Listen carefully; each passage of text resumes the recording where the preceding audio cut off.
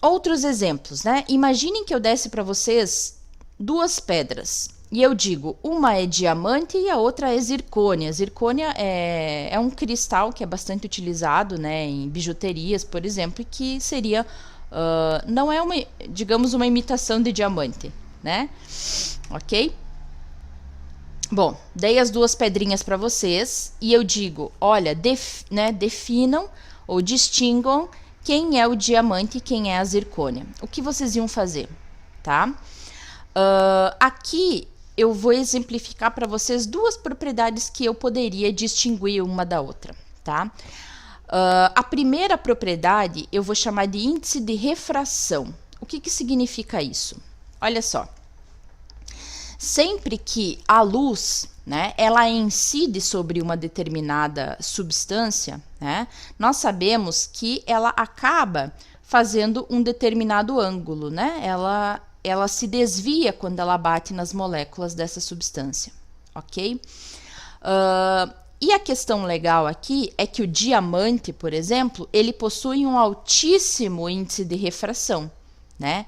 Justamente é isso que dá o brilho do diamante. Então, quando a luz incide sobre esse diamante, ele vai jogar, por exemplo, a luz para infinitas, ali, várias angulações diferentes, né?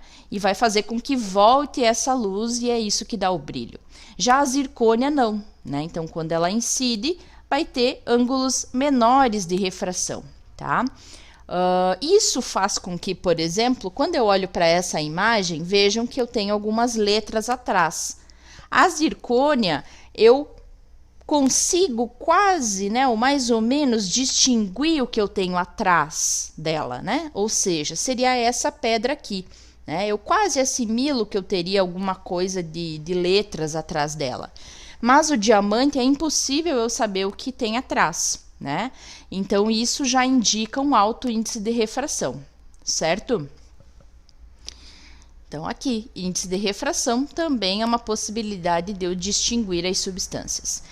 E a outra possibilidade é a dureza. O que é a dureza de um material, né? É a facilidade que eu tenho de riscar o meu material, tá?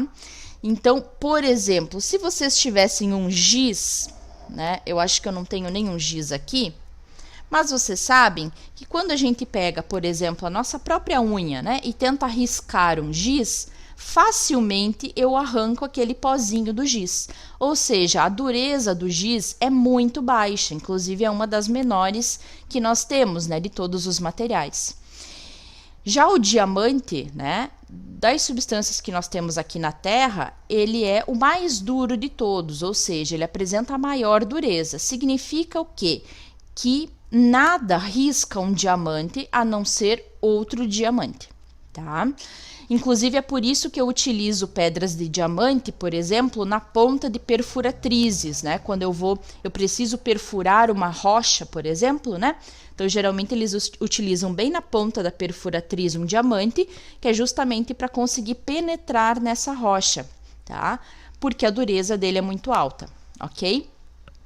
Então, digamos que eu pegasse, né, um aço, algo assim, e tentasse riscar essas duas pedras, o diamante jamais seria riscado, tá?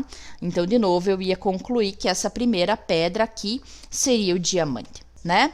O valor de dureza é o máximo da escala Mohs, tá? Que eu tenho, é para o diamante, e a zircônia eu iria obter 8,5, né? Então, a dureza é um pouquinho inferior.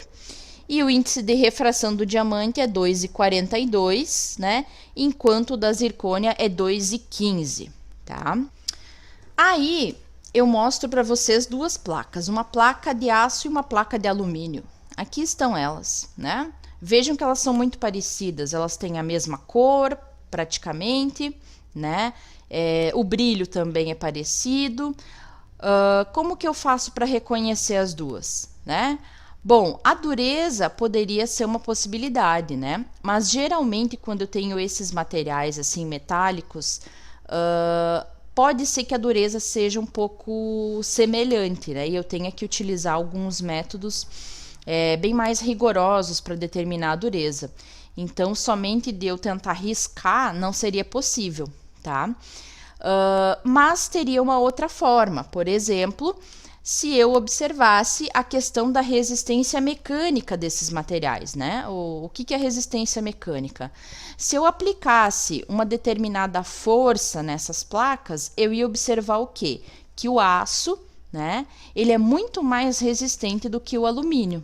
Isso a gente já sabe, né? Justamente é por isso que a gente utiliza, vamos supor, aço para fazer muitos equipamentos e não utilizamos o alumínio, tá?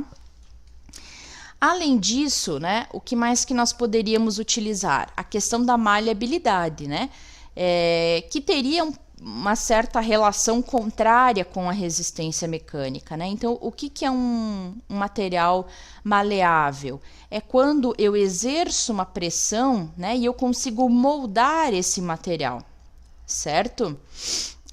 Então, por exemplo, o alumínio, né? É muito provável que eu consiga amassar esse alumínio ao invés de um aço. Então, para um aço, né, para mim conseguir moldar o aço, eu teria que exercer uma força muito grande. Então, resistência mecânica e maleabilidade seriam dois outros exemplos de propriedades dos materiais, né, ou propriedades da matéria. Nesses casos aqui, quando eu exercesse essas forças, eu ia observar que a primeira placa é o alumínio e a segunda é o aço. Se eu tivesse, então, pó de grafite e pó de ferro, como eu ia fazer, né? Então, aqui nós temos os dois exemplos. Vejam que é bastante difícil, novamente, de forma visual, eu diferenciar os dois. Qual seria a minha possibilidade? Olha, a gente sabe que o ferro, por exemplo, né, ele é atraído por ímãs, né? Nem todos os metais são, mas o ferro, ele tem essa característica. Inclusive, o ferro, ele tem uma propriedade que nós chamamos de ferromagnetismo, né? Ou seja, ele é um ímã permanente. Ele não precisa ser imantado para ter essa característica, né, de atração magnética a outros metais. Então, caso nós passássemos, né, um ímã sobre esses dois materiais, né, nós íamos observar, então, que o pó de ferro, que é esse primeiro, ele seria, de fato, atraído por esse ímã. E aí a gente saberia que aquele ali é o ferro.